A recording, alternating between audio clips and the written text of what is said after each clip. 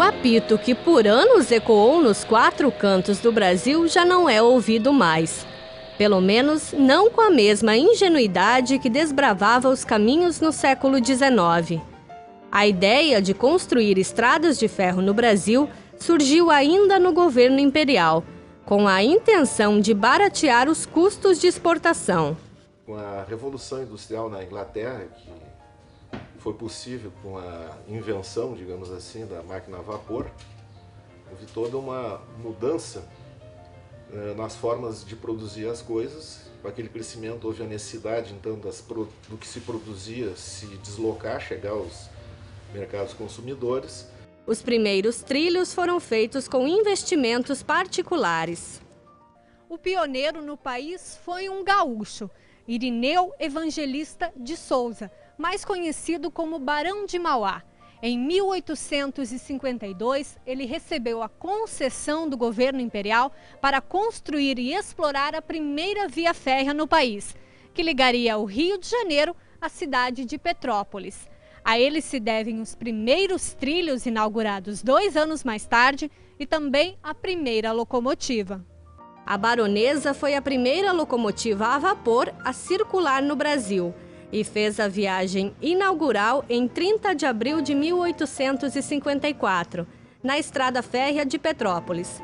O nome foi uma homenagem do imperador Dom Pedro II à esposa do Barão de Mauá, Dona Maria Joaquina. Ela oportuniza as pessoas a ter acesso a coisas, não só porque vão ao lugar com um tempo menor de viagem, como a quem traz coisas, né? Então a mercadoria vai, as pessoas vão, mas as mercadorias também vêm, as pessoas também vêm de outros lugares.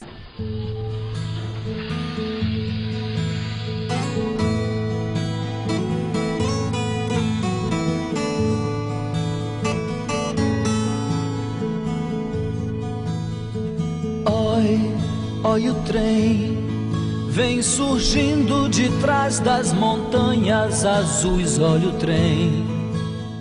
Esse primeiro trecho era pequeno, tinha apenas 14,5 km e teve valor político e simbólico pelo pioneirismo e por introduzir a primeira operação intermodal do Brasil, que integrava os transportes por água e ferrovia.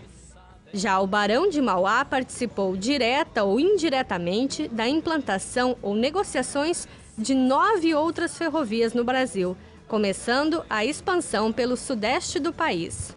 No Brasil, dá para se dizer que houve relativamente rápido, volto a dizer para os padrões da época, um desenvolvimento do sistema ferroviário para deslocamento de pessoas e de mercadorias. E aí começou todo um desenvolvimento ferroviário de expansão de linhas, interiorização.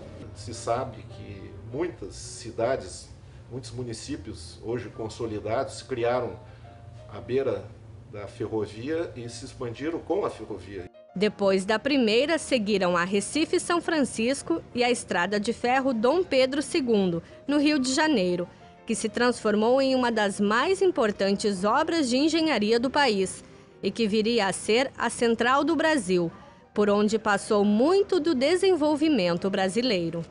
Como a Inglaterra já tinha esgotado todas as possibilidades de implantar o transporte ferroviário no seu país, o que acontece? Eles acabam também investindo em exportar a sua tecnologia. Então a gente, voltando, né, para o Brasil, nós então recebemos muitas coisas, nós acabamos fazendo muitos investimentos de concessão com empresas estrangeiras.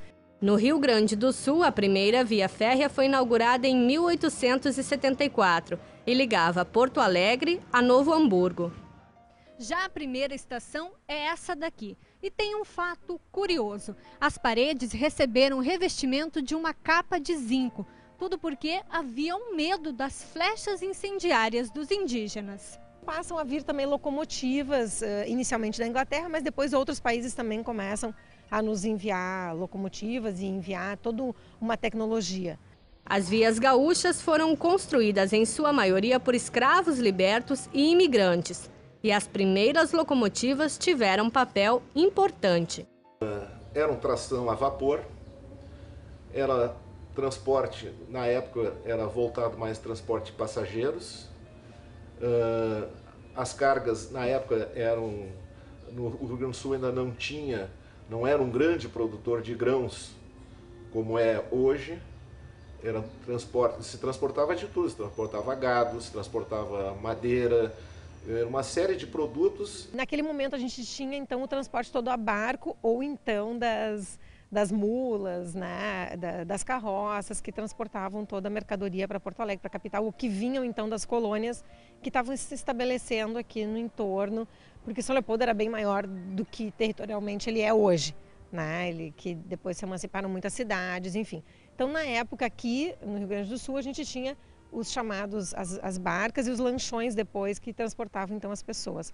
A forte política de incentivos à construção de ferrovias adotada pelo governo imperial e depois por Getúlio Vargas trouxe algumas consequências ao sistema ferroviário do país que perduram até hoje.